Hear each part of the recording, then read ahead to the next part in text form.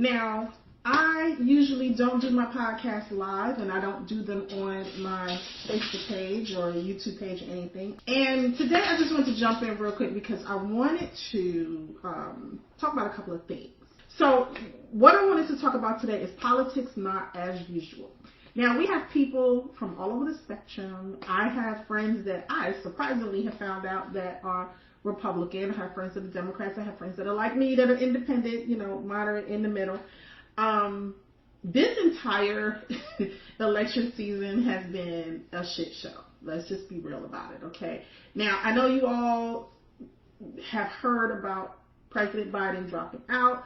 I will forever remember where I was and what I was doing when President Biden was, when the announcement came out, because I was about to write my newsletter and I couldn't. It was just a whole different thing. And then something happened.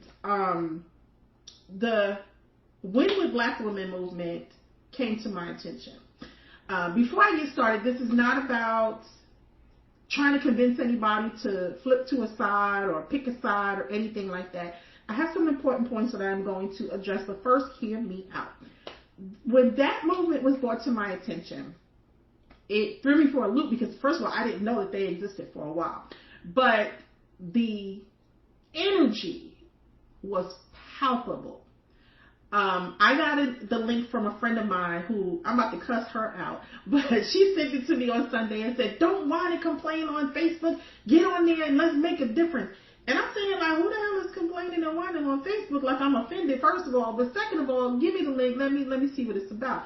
And I'm so glad that I joined. And I'm just going to leave that there because what happens behind closed doors stays behind closed doors. And plus, you've probably already seen it all over CNN, in the news, and whatever. Now, here's my thing.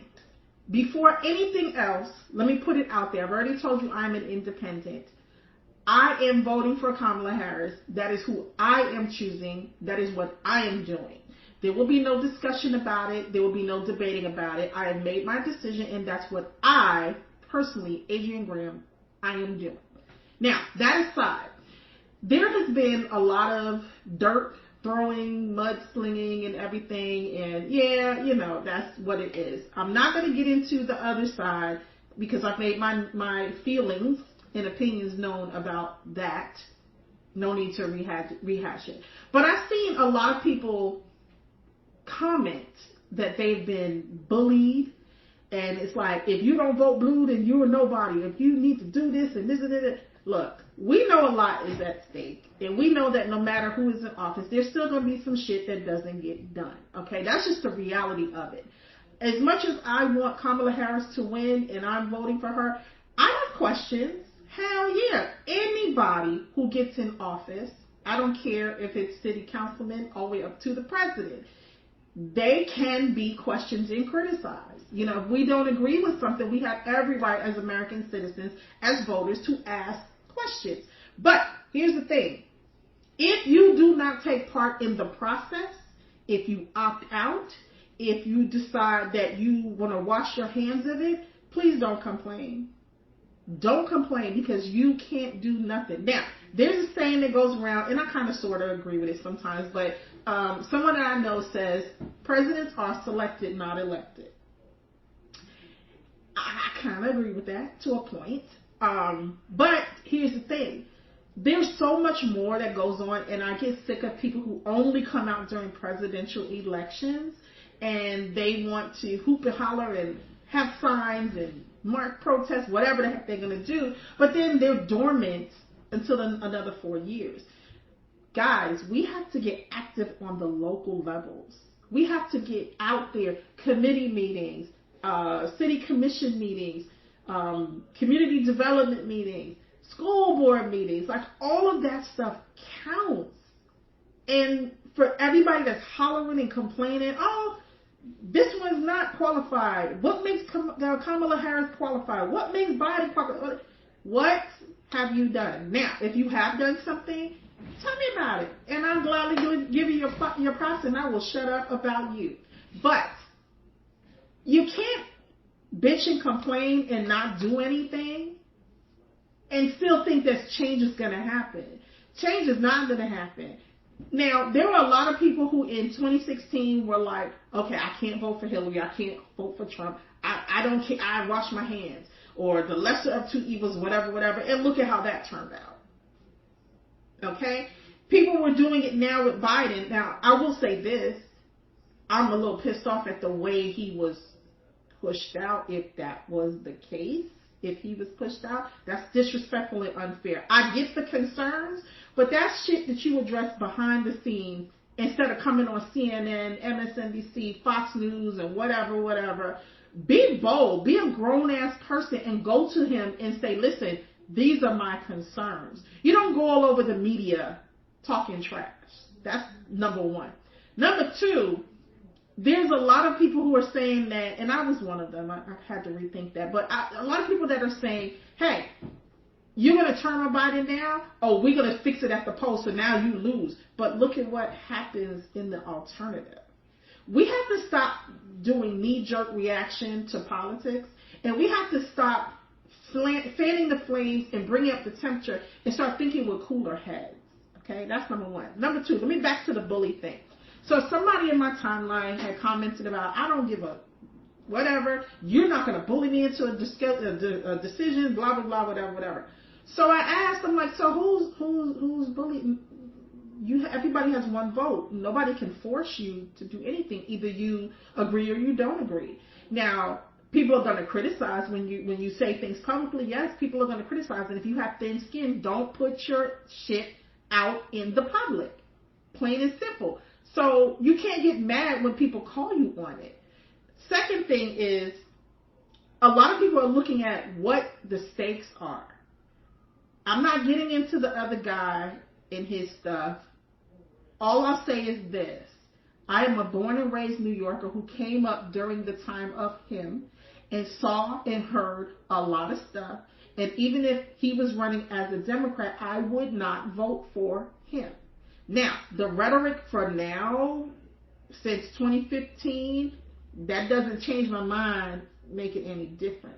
Here's my thing. When Obama was leaving office, my thing was, before the nominations and everything, my thing was this, okay, we had 8 years of a Democratic president. Yeah, we're due for a Republican president. You know, same thing when Bush was in office, like him, hate him, love him, whatever. I said the same thing. Okay, 8 years of Republican, now it's time for a Democrat, whatever. So I was bracing myself for a Republican nominee. Not that one, but I was. The way the party has shifted now, it gives people pause. Okay? I'm not here to criticize, demonize, deconstruct, or anything that party, but you have to understand when people are like, oh, hell no. Project 2025, yes, I have it on my desktop. I've read most of it. Not all of it. That's 920 something pages.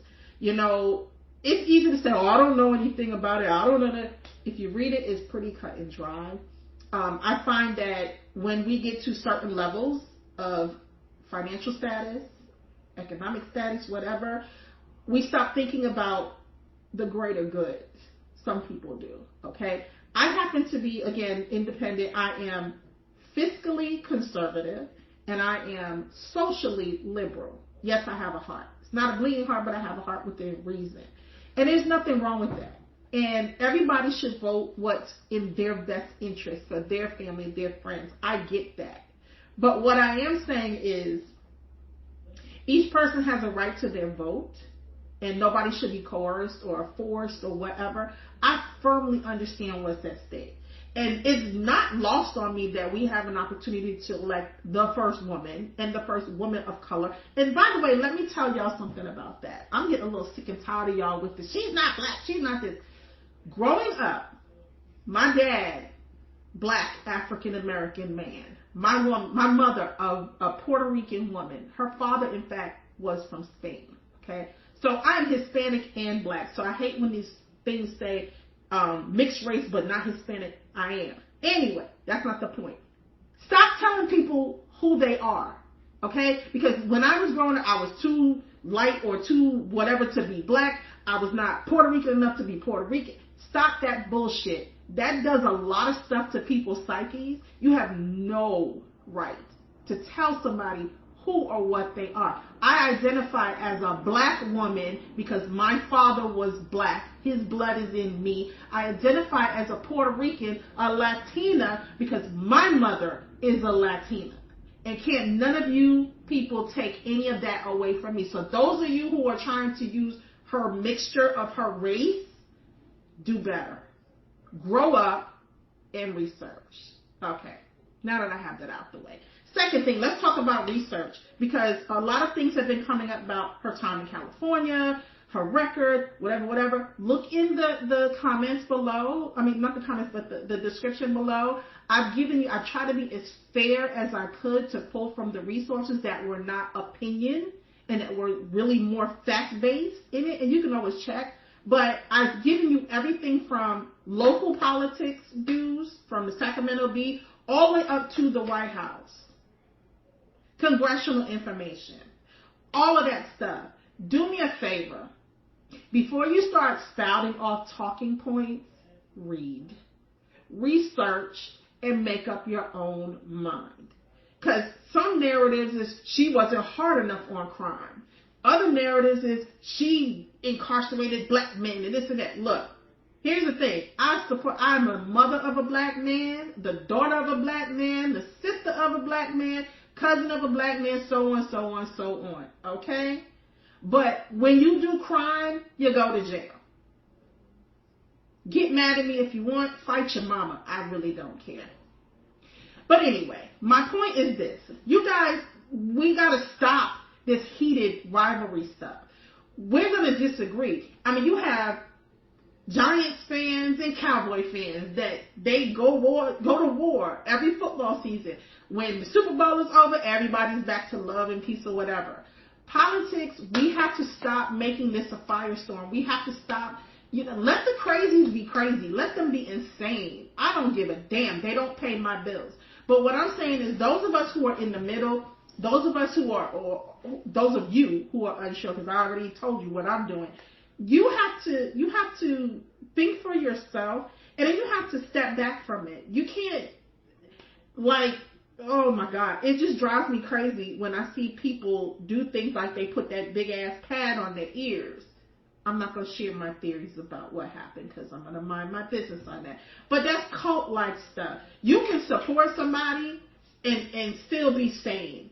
I was an Obama supporter. I voted twice for Obama. Yes, I did.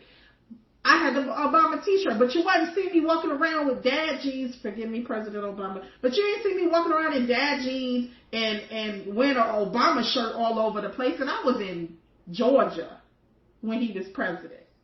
Okay? You can support somebody without being fanatic about it. I'm not ramming Kamala Harris down anybody's throat. I know for me, she's the best candidate. For my needs, for what I'm doing. I'm at the point where it's like, screw the tax thing. Everybody says, oh, taxes and my business did well. Well, let me tell you something. My businesses did well under Bill Clinton. They did well under Barack Obama. And they did well under George Bush.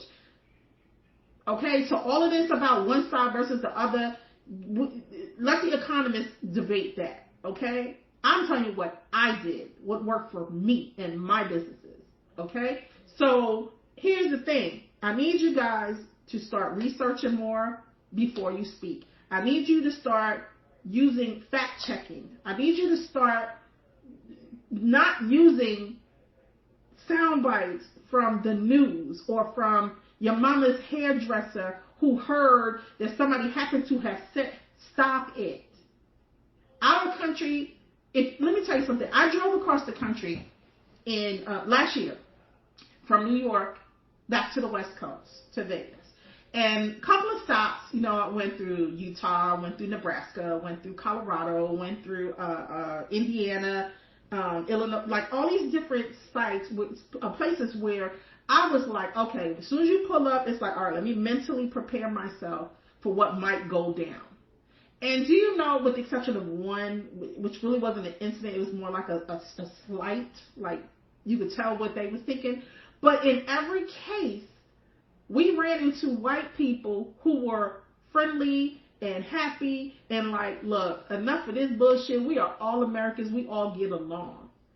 I had preconceived notions that, okay, well, the Klan is out or somebody gonna come or a Trump supporter or whatever. And that so wasn't the case. When you get off of social media and when you get off of TV and start interacting in person with people, it's good, mostly good vibes. Now, That is not to say that shit doesn't happen, because yes, it does. There are racists out there. America is an inherent racist and sexist country.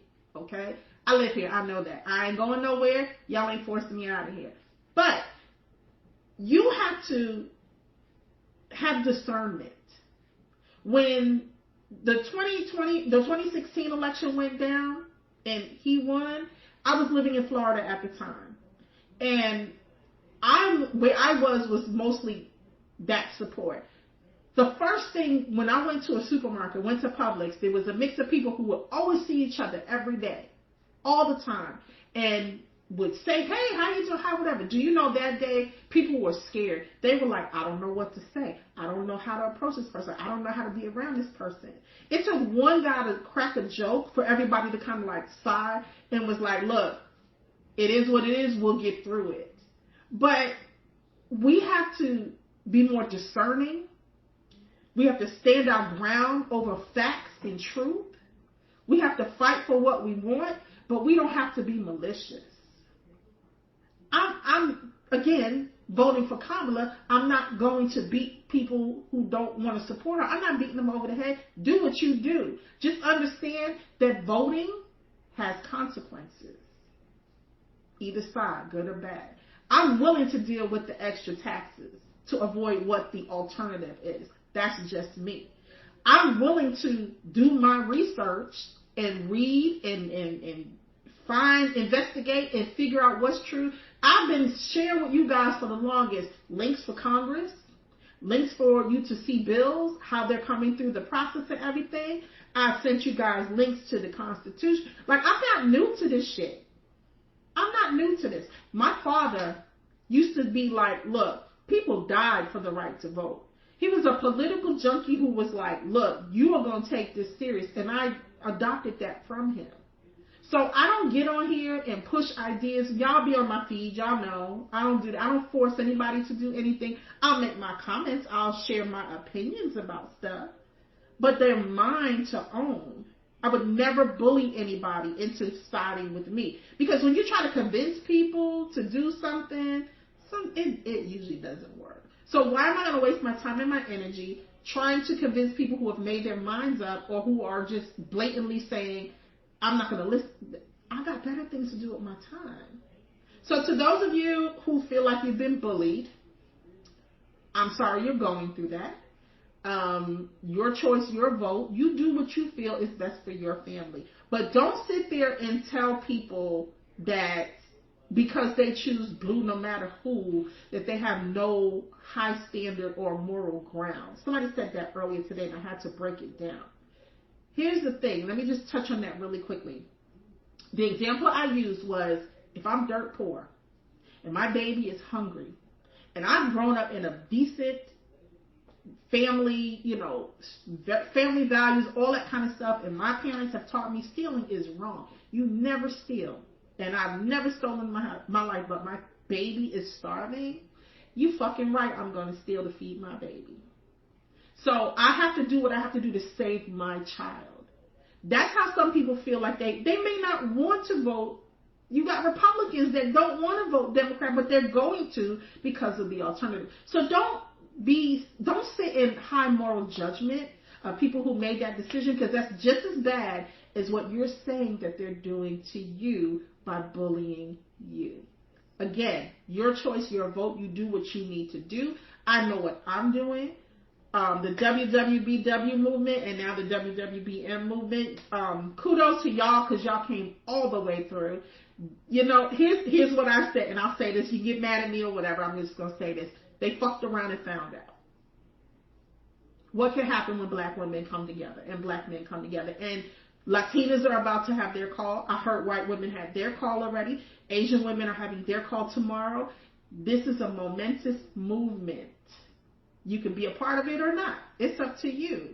Do you. But I love where this is going. This is my last political commentary.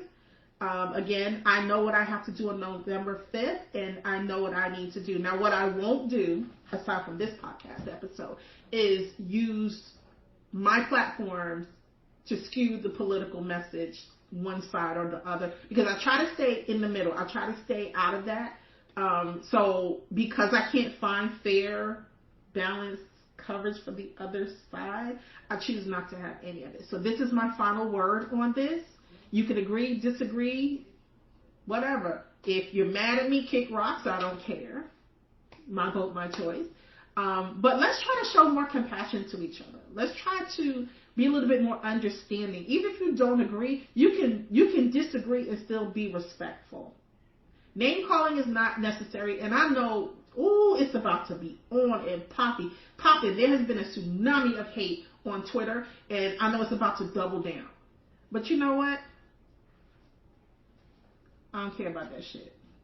I really don't. Because block and delete does wonders for your mental sanity. So that's my take for today. Let's all try to, make it through this election season. Vote for who you're going to vote for. Don't get on anybody else for it. And understand who you're voting for and why. Again, research. I gave y'all links. Read the links. Go through them. I vetted them as much as I could. All you do is ask. Ask questions. When they have town halls, ask the questions. If they don't want to answer the questions, that's your answer. And that's for any level. So that's that. I'm Adrienne Graham, CEO, founder of Mogul Chicks. That's with an X. And I hope you tune in to subsequent podcasts. If not, nice knowing you. My WWBW ladies that are out there, just let me know what you need me to do, and I'm all in. 10 toes down, and I'll see y'all later. Bye.